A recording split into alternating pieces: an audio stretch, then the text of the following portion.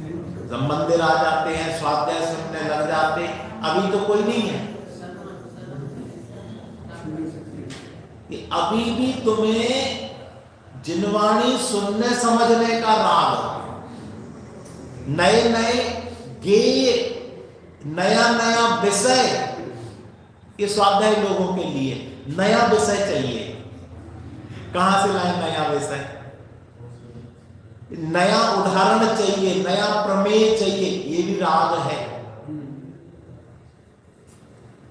और जो जीव को भगवान आत्मा अच्छा लगता है, वो आत्मा शब्द भी सुन ले तो उसको फिर नया दूसरा शब्द नहीं चाहिए। वो उसी आत्मा शब्द में इतना मगन हो जाता है। बताओ, मिस्री के लिए कौन सा नया शब्द चाहिए कि सुनते ही साथ चित्त में मिठास घुल जाए? एक मिस्री ही काफी है, शब्द उच्चारण हुआ और मिठास। क्यों? क्योंकि हमें उसकी मिठास का अनुभव है और परिचय है। और जैसे ही वो मिस्री शब्द बोला, अब हमें कहना पड़ेगा अब तुम लोग मिठास का अनुभव करो, बोलना पड़ेगा। और कोई उसको नया चीज चाहिए हमें? कुछ नहीं। क्यों? क्योंकि मिस्री और मिठास अविनाभावी हैं, एक दूसरे के बिना नहीं रह सकते। ऐसे ही आत्मा और निराकुल सुख, आत्मा और आनंद, आत्मा और सहजता, शांति अविनाभावी है। वहां राग के लिए कोई स्थान नहीं है। शुभ हो या अशुभ हो, पुण्य रूप हो कि पाप रूप हो, वहां सिर्फ एक शांत रस की धारा। तो आचार्य देव कह रहे हैं कि राग द्वेष मोह भावों को अपने उपयोग में करता है। देखो, उपयोग इसका निर्मल था, शुद्ध था, लेकिन इसने कर्म के उदय से जो राग द्वेष मोह भाव कर्म हुए, उनमें अपनापन कर लिया। जबकि वो कहानी चलने देते ना, वो चलने देते राग द्वेष मोह। भैया ने डाला था मैसेज, राग द्वेष किसके हैं? जीव के हैं कि शरीर के हैं? हाँ, शरीर तो जड़ है, शरीर में तो ज्ञान नहीं है, तो फिर किसके हैं? कि साहब जीव के हैं। किसके हैं? गुरुदेव ने इसका उत्तर दिया कि भाई साहब, जीव के स्वभाव में राग द्वेष मोह करने की योग्यता नहीं है, अयोग्य है। जो मैं जीव हूं ना, मैं त्रिकाल जीव, राग द्वेष मोह करने के लिए अयोग्य हूं, योग्यता नहीं। अब फिर किसके हैं राग द्वेष मोह? गुरुदेव ने उत्तर दिया, ये जड़ के हैं। क्यों है? क्योंकि जड़ के लक्ष्य से होते हैं, कर्मों के लक्ष्य से, कर्म के उदय से, परद्रव्य के लक्ष्य से, जड़ पदार्थों के लक्ष्य से, आत्मा के लक्ष्य से राग नहीं होता। देख लेना, वीतरागता होगी। इसलिए वीतरागता की पोषक जिनवाणी कहलाती है।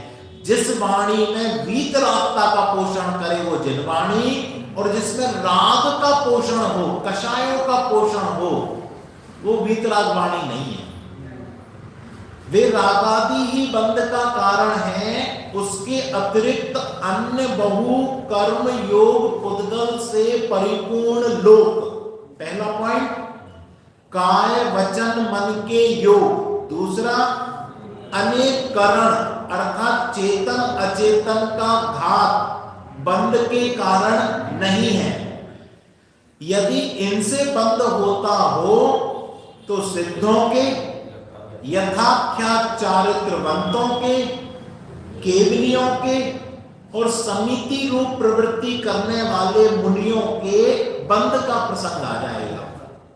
परंतु उनके तो बंध होता नहीं, इसलिए इन हेतुओं में, कारणों में व्यभिचार दोष आता है।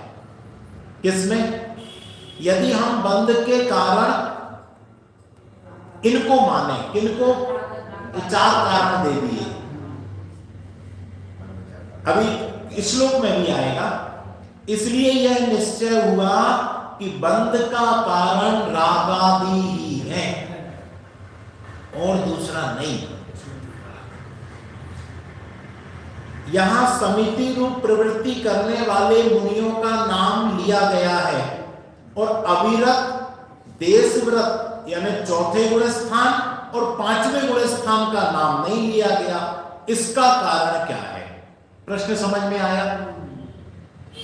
अविरत तथा देशव्रत के बाह्य समिति रूप प्रवृत्ति नहीं होती, इसलिए चारित्र मोह संबंधी राग से किंचित बंध होता है। इसलिए सर्वथा बंध के अभाव की अपेक्षा से उनका नाम नहीं लिया।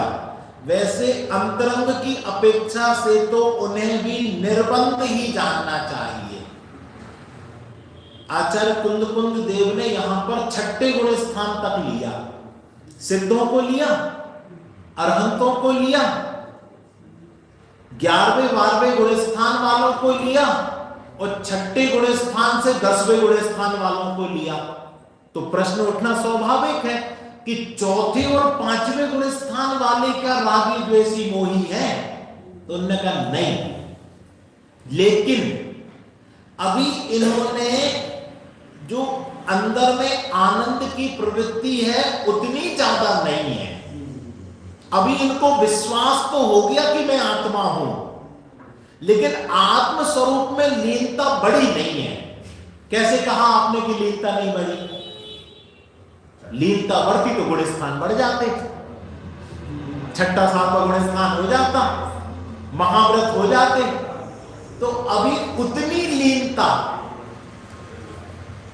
के परिणाम नहीं हो पा रहे हैं, इसलिए यहां पर उनका नाम नहीं लिया। वैसे अंतरंग की अपेक्षा से तो उन्हें भी निर्बंध ही जानना। क्यों? अब कोई कारण बता दे तो समझ जाए। अनंत संसार का बंध नहीं है उनकी। अब अपन ये कलश है 164 नंबर का, एक कलश पढ़ के यही पूरी चर्चा इस कलश में फिर से कही गई है अमृत चंद्र देव के द्वारा। न कर्म बहुलम न जगन न चरात्मकम कर्म ननेक करणानि बाना चिद चिदाद्योपन्द्रकृत यदैक्यमुपयोग याति रागादिभिः स एव किल केवलं भवति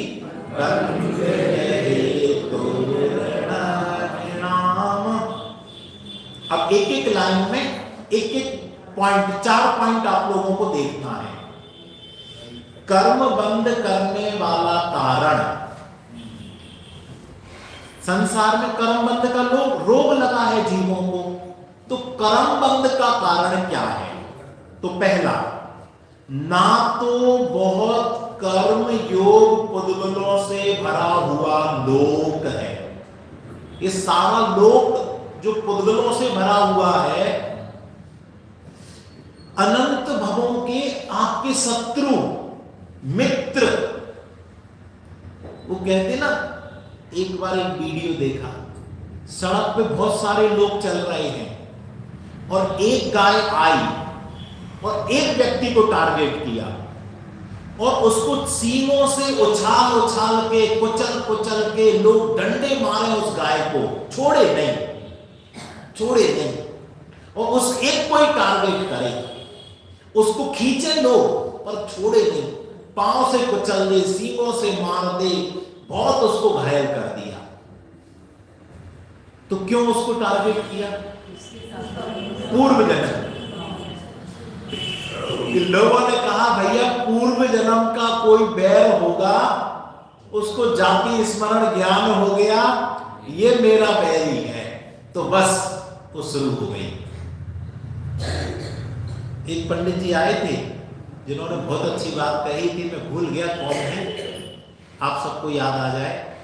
इस भाव में ऐसे कर्म मत करो कि अभी तो समाज के डर से कुछ नहीं कर पा रहे, लेकिन अगले भाव में जब चौराहे पर मुलाकात होगी तब कौन समझाएगा।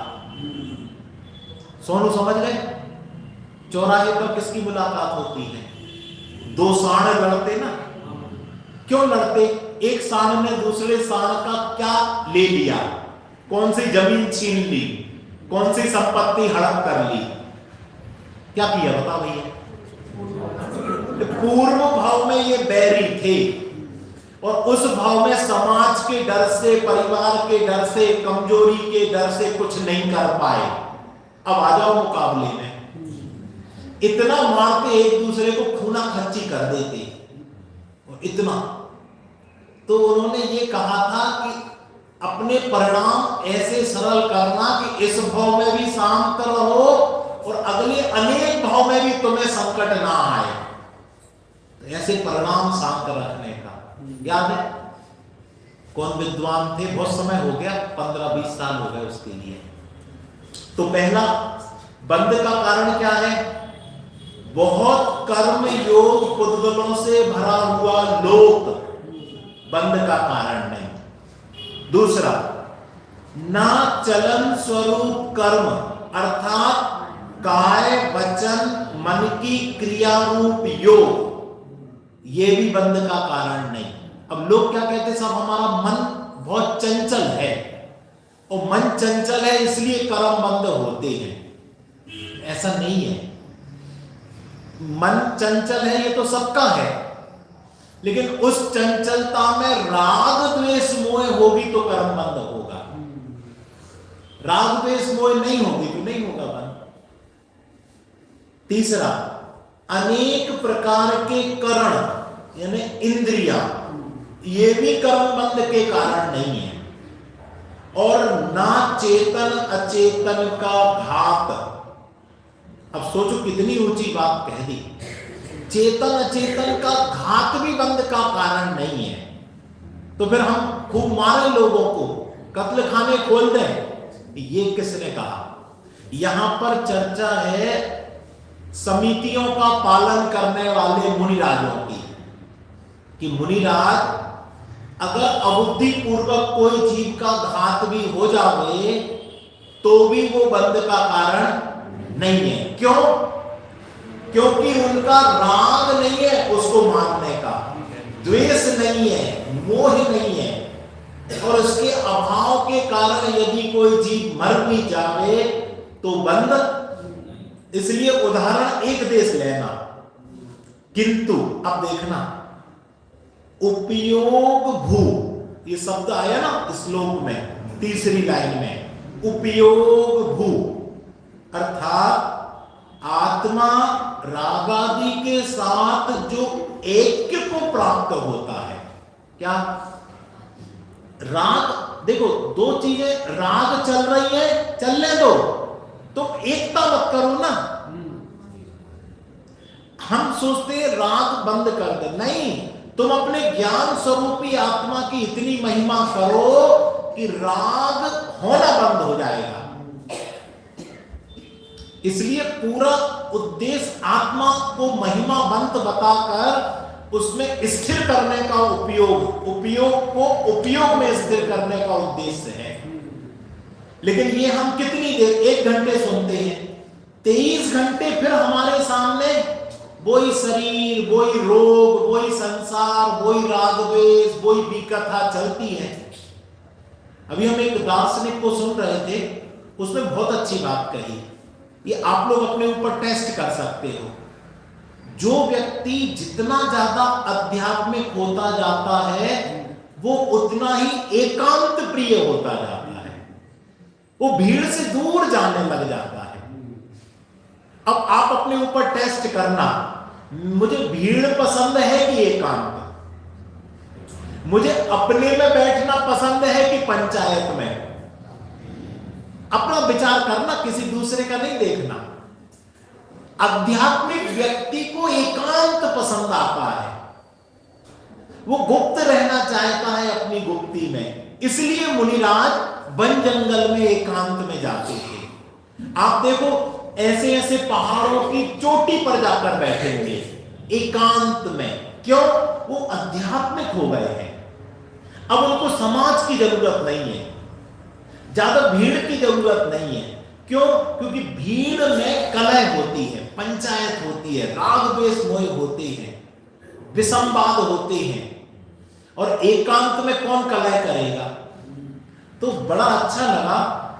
अपन भी अपनी कोशिश करें, कभी आपको मौका लगे तो एकांत वास का प्रयास करें।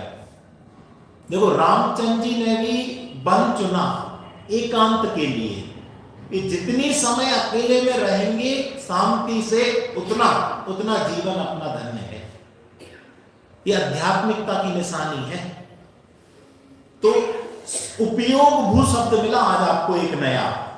उपयोग भू का अर्थ आत्मा रागादि के साथ जो ऐक्य को प्राप्त होता है वही एक, मात्र रागादि के साथ एकत्व प्राप्त करना वही वास्तव में पुरुषों के बंध का कारण है। बंध का कारण अब क्या निकला? रागादि के साथ जुड़ाना। तो आज से दूसरों को आरोपित करना बंद कर देना कि हम तुम्हारे कारण संसार में फंसे हैं, हम इन बच्चों के कारण संसार में फंसे हैं, हम आजीविका के कारण फंसे हैं, हम धन दौलत और कर्मों के कारण फंसे हैं। किसी पर ब्लेम नहीं करना, हम अपने राग के कारण फंसे हैं।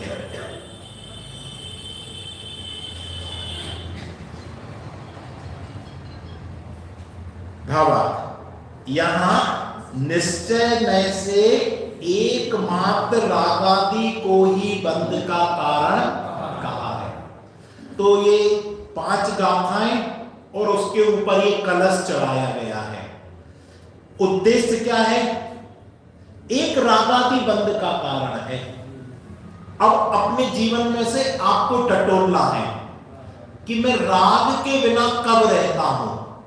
हम ये चाहते हैं मुझे धार्मिक सर्टिफिकेट मिल जाए लोगों के द्वारा, पर तुम ये बताओ कि तुम राग के बिना कितने समय रह पाते हो? कितने समय तुम वीतराग का, आज पूजन की थी ना, कौन सी की थी? वीतराग देव पूजन। कितने समय तक हम वीतरागी रह पाते हैं? वीतरागी भगवान की आराधना भी राग से की जाए तो ये सही है।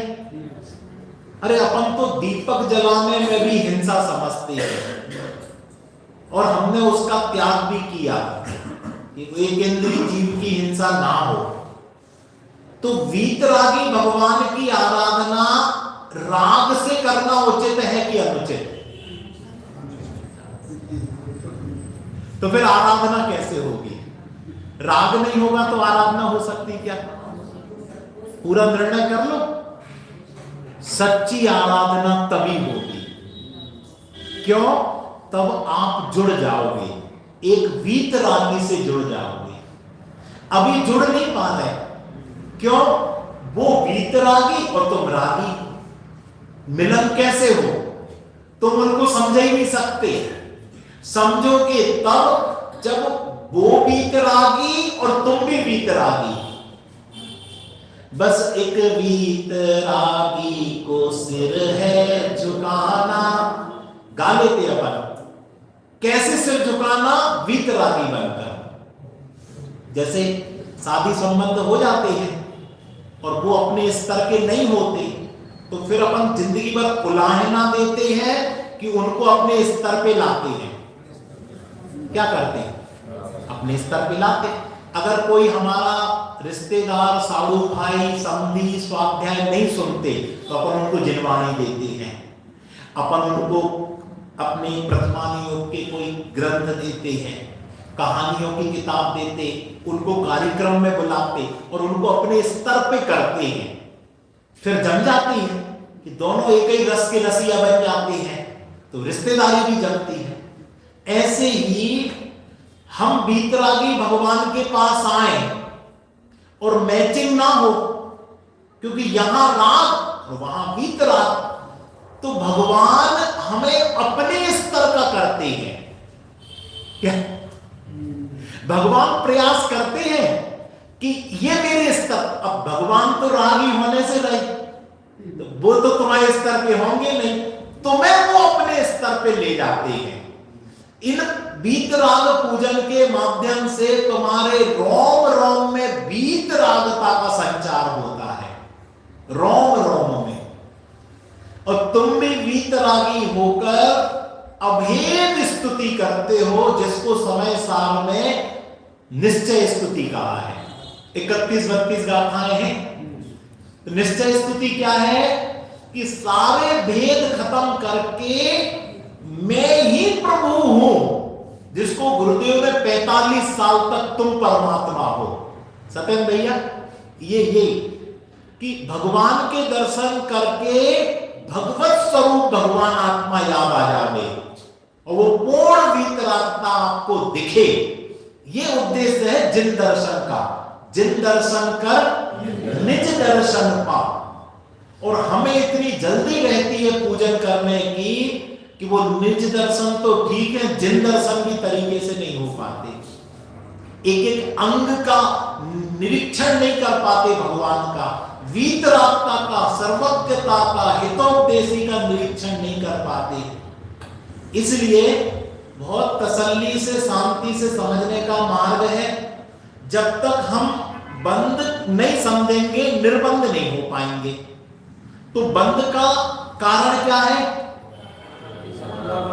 राग आदि। तो निर्बंध का कारण क्या है? बोलो, बीत राग। राग बीत जाए तो निर्बंध हो। 2 मिनट अपन अभ्यास करते हैं निर्बंध का।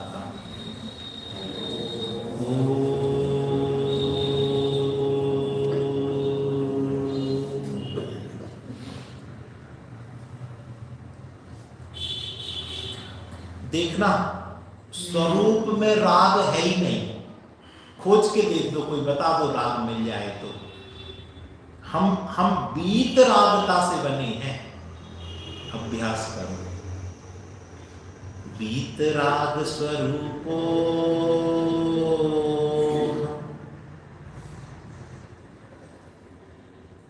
चप्पा चप्पा छान लो स्वरूप का।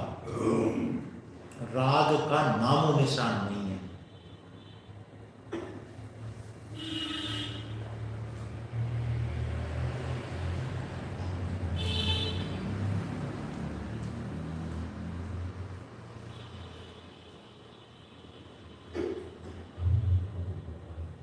आनंद स्वरूपो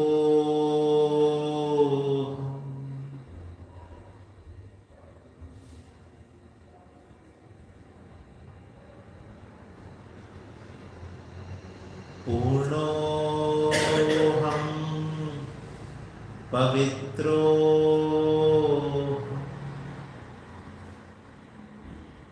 भगवान आत्मा परिपूर्ण है, अत्यंत पवित्र है, पूर्ण वीतरागी है।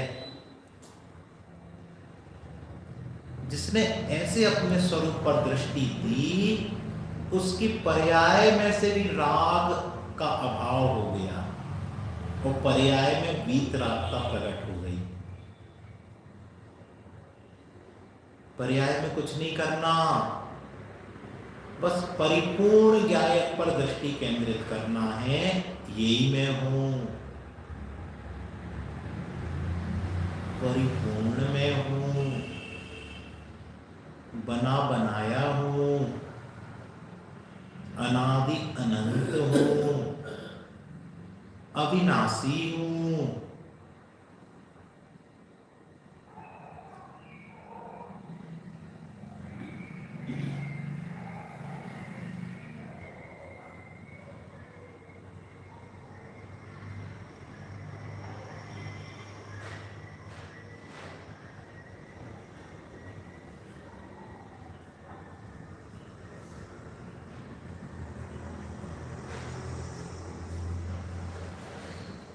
कि जानन जानन जानन जानन जानन चल रहा है, यही मैं हूं। स्वरूप का जानना, स्वरूप, अपनी रूप।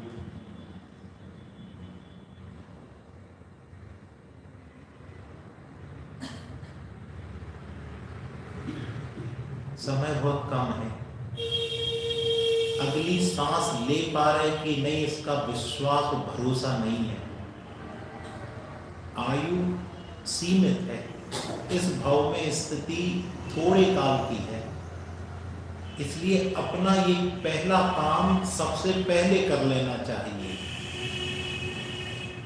मैं वीतराग स्वरूप हूं, अभी कर लेना चाहिए।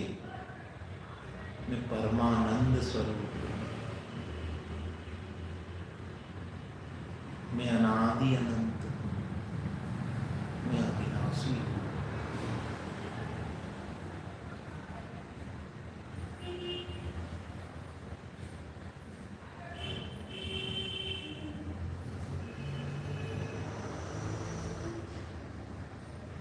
इस स्वाध्याय का फल है, पूजन का फल है, तो सहजता और शांति का संचार होगा। सहजानंदी